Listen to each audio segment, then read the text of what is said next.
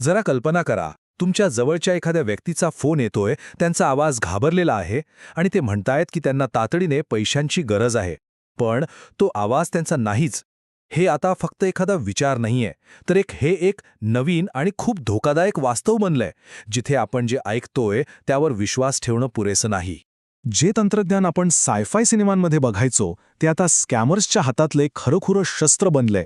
कॅस्परस्कीचं हे वाक्य ह्या नवीन धोक्याची तीव्रता किती आहे हे अगदी स्पष्ट करतंय. आपल्या विश्वासाच्या मुळावरच आता हल्ला होतोय. हा प्रश्न थेट आपल्या काळजाला हात घालतो, नाही का?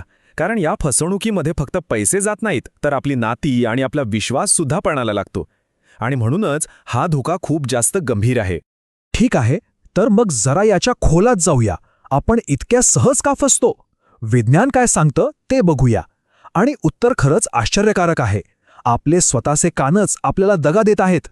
आर्काइव्ह नावाच्या एका स्टडीमधून हा आकडा समोर आलाय आणि तो खरंच धक्कादायक आहे. जेव्हा लोकांना मुद्दामहून AI आणि खरा आवाज ऐकून फरक ओळखायला सांगितला, तेव्हा त्यांची अचूकता होती फक्त 37.5%. म्हणजे याचा अर्थ काय होतो की आपण फक्त फरक ओळखायला चुकत नाही आहोत, आपण तर अक्षरशः कॉइन टॉस करण्यापेक्षाही वाईट परफॉर्म करतोय.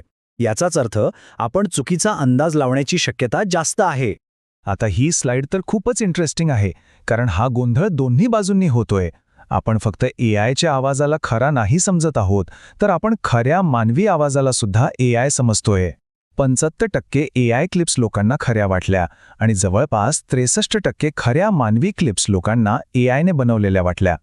आणि याचमुळे तर सगळा घोळ होतोय. आपण आवाजातल्या लहान सहान चुका, म्हणजे कसं थांबणं, म्हणणं किंवा श्वास घेण्याचा आवाज, याला आपण खरेपणाचं लक्षण मानतो.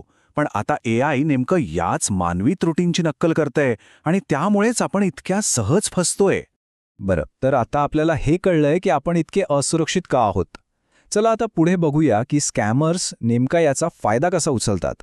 त्यांची काम करण्याची पद्धत काय आहे.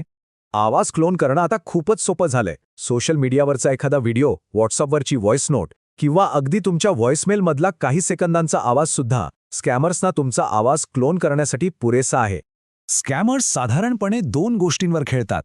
एक म्हणजे कौटुंबिक आणीबाणी, ज्यात तुमच्या भावनांना हात घालून भीती आणि घाई निर्माण केली जाते.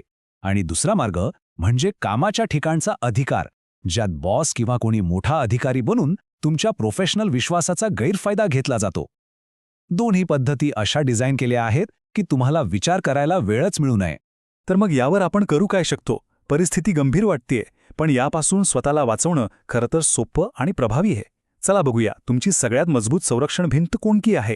हे काही धोक्याचे इशारे आहेत, काही रेड फ्लॅग्स. स्कॅमर्स नेहमी घाई निर्माण करतात, गुप्तता पाळायला सांगतात आणि अशा पेमेंट पद्धतींची मागणी करतात ज्या ट्रेस करता येत नाहीत. आवाजातल्या काही तांत्रिक चुका, जसं की प्रत्येक उत्तर द्यायच्या आधी थोडा पॉज येणं किंवा एवढ्या मोठ्या संकटातही आवाज कमालीचा शांत असणं, हे सगळे धोक्याचे संकेत आहेत. तर सगळ्यात महत्त्वाचा मुद्दा हा आहे, ही 3 टप्प्यांची सोपी पद्धत लक्षात ठेवा. 1. ताबडतोब फोन ठेवा. 2. शांत व्हा आणि विचार करा. आणि 3. त्या व्यक्तीला तुम्ही ओळखत असलेल्या नंबरवर परत कॉल करून स्वतंत्रपणे खात्री करा. बस एवढंच. आणि हे काही 1-2 लोकांसोबत होत नाहीये. हा एक खूप मोठा, जागतिक आणि सतत वाढत जाणारा धोका आहे, ज्याची दखल आता जगभरातल्या तपास यंत्रणा गांभीर्याने घेत आहेत. अगदी FBI सुद्धा याबद्दल वॉर्निंग देत आहे.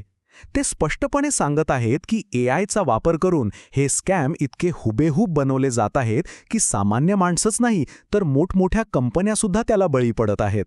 आणि युरोपियन संसदेच्या सूत्रांकडून आलेला हा आकडा बघा. एका सर्वेक्षणात जवळजवळ निम्म्या कंपन्यांनी सांगितलं की त्यांना आधीच डीपफेक फसवणुकीचा सामना करावा लागला आहे. म्हणजे हा काही भविष्यातला धोका नाहीये, हे आत्ता आणि मोठ्या प्रमाणावर घडतंय. टेक्नॉलॉजी बदलत राहील आणि स्कॅमर्स फसवणुकीचे नवनवीन मार्ग शोधतच राहतील. पण एक उपाय आहे जो नेहमीच प्रभावी ठरेल: पडताळणी. फोन ठेवून खात्री करून घेण्याची ही एक सोपी सवय तुम्हाला नेहमीच वाचवू शकते. तर मग प्रश्न हा उरतो की अशा जगात जिथे आपण आपल्या कानांवरही विश्वास ठेवू शकत नाही, तिथे विश्वास कोणावर आणि कसा ठेवायचा?